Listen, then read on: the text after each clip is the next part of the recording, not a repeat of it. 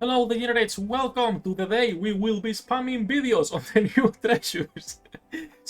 I got lucky that we have enough people in the community that everyone is building different treasures, so we are able to test all of them. As usual, this is a day one, so take everything as a reference for now until we can keep testing, but Sugar is looking really good. So for some reference, this is Arak account, and I will be showing some damage number comparisons from my account as well. This is a Sugar main. He is a Sugar sim. And as such, this is a 100% elemental Sugar, 45% attack, 4-7 if I remember correctly. And we check right here. 109 elemental, 45 attack, 200% max ammo. For some reference, Dorothy, it's 76% elemental and 120 ammo with no attack. So it's consider that when we are showing the comparisons as well, right? There is a discrepancy on those stats, obviously. And that said, she's looking like a nice buffer. Now, I think the biggest problem now for shotguns is that they are losing a little bit of usage on the current meta when it comes to current team compositions, depending on the element. Sugar does help a little bit with this, and she is replacing Drake in some elements only. And in that regard, she's pretty nice. She's a pretty nice character. So, a TLDR on what has been upgraded. Alright, boys. Now Sugar is double element, and she buffs both iron and water allies, only shotguns. This means she is not only double element, but a buffer for 2 elements. So, as you guys can see, right here, she will also be gaining damage against fire code enemies, effectively making her water as well, right? So iron and water. And she will be buffing thanks to her skills. We have skill 2 right here. So affects all allies with shotguns, maximum capacity, and then affects all water code and iron code allies with shotguns, elemental advantage, attack damage 40%. And on her burst, same thing, elemental advantage, attack damage 60%. Effectively 100% when she's bursting herself. Only 60%, or sorry, only 40% of burst. This looks like a lot. You're saying like 100% elemental advantage attack damage sounds like a lot, but it's not that much when you actually compare with the Drake as a buffer, because she doesn't provide anything else for other allies. She does get herself a lot of buffs: attack speed, hit rate, attack. She's gaining for herself as well here critical rate and attack. And then her skill 1 was changed, thank to God, and it's still a bit iffy because it heavily depends on the enemies you are facing. If the enemies do not attack her cover, her skill 1 is a lot more useless outside of the double element.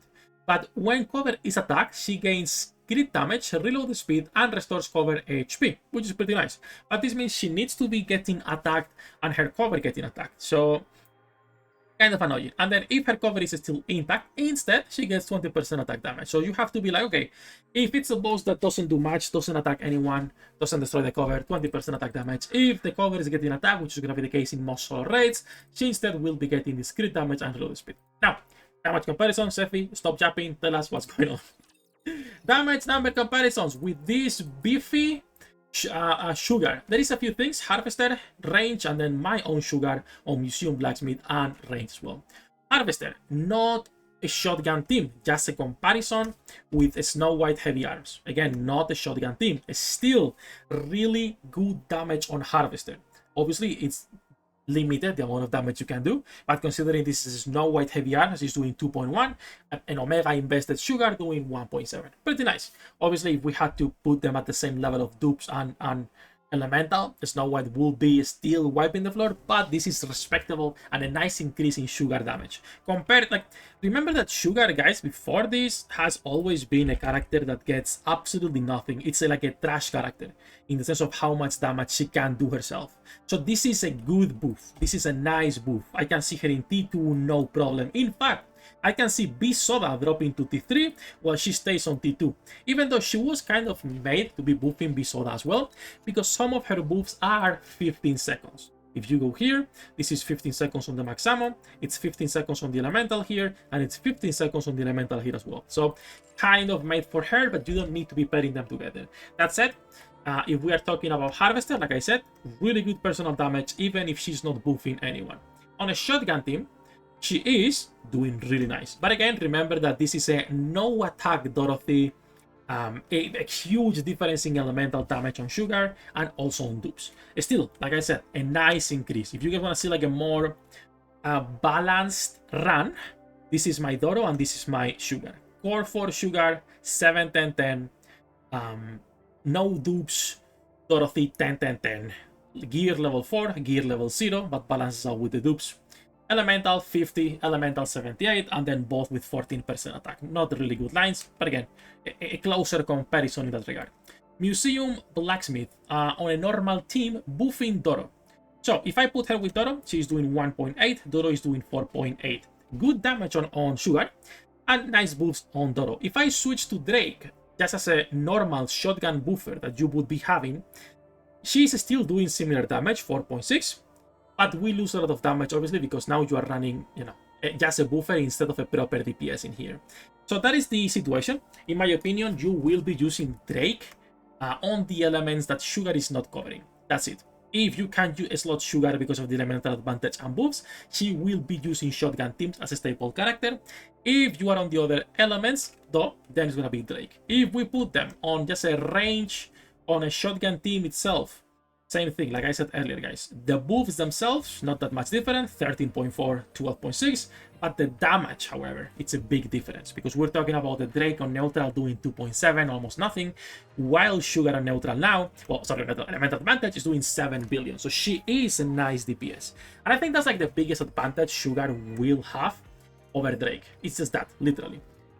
Are you using an iron or a water team, you can slot her as a standalone DPS or as a shotgun buffer and still a DPS. I think if you're a water main, you might want to consider Phantom instead, because she's looking better as a bossing character. But I need to actually jump into Tarsis' account to test, because I have not tested Phantom myself yet. I only have seen the numbers Tarsis has been posting. That said, that's basically everything for Sugar. At the moment, like I said earlier, I do imagine Sugar is going to be a T2 character, while Bunny Soda will be moving down to T3 because it's a nice character, but has been using a lot of damage. In fact, on the last elemental raid, which was Iron Week, we're talking about only an 11% usage on Iron Week content. To be fair, this boss was kind of annoying and you needed proper heals to survive, so most people didn't want to be running her. Some people did, right? If you were to try hard enough, you could. But for a lot of people, it was more comfortable to run healers, and the shotgun team is notably annoying to run if you want to put a healer, unless you are putting Nayuta as your burst too. That said, once again, a nice T2 character most likely. This patch overall feels like a solid T2, T1 for every character, but Rosanna, that will be a T5. In fact, I am not even making a video on Rosanna, guys, okay? Rosanna is just like Polly, just like Milk, just like Bay, a treasure that in PvP might be better. You guys do let me know, but for PvE, it's completely useless. That's it. That's everything for this video. As usual, any questions you guys might have, do let me know in the comments. For the build itself, 7, 10, 10 feels more than enough just for the buffs themselves on the elemental advantage. Because as a buffer, she will have like higher value, right? So her buffs are better than just going on her skill 1 buff itself. Skill 1, however, is also pretty good. She could be a 10-10-10 character, no problem, but as usual, it's mega expensive. So 7-10 on all skills. What I would recommend initially is a 7-10-10 as a buffer, and that's more than enough. And then nothing changes in terms of build, because this is, well, what a surprise, a basic bitch DPS. Nothing new, okay? Nothing new. Now, considering she is giving max ammo, you could be instead changing some of the gear and removing some of the max ammo and going for crit instead, or even if you're gonna go for hit rate. But I would go for crit rather, right? So half and half, because she's already giving 80% for 15 seconds, which is pretty good, and for most situations, depending on your rotations, might be enough to actually keep this up almost 100% of the time, because it's 15 seconds instead of 10, right? That's it. That's everything for Sugar. As usual, we are live every day. You guys, any questions might have, feel free to leave a comment down below. Good luck with your pool dinner rates. See you in the next one.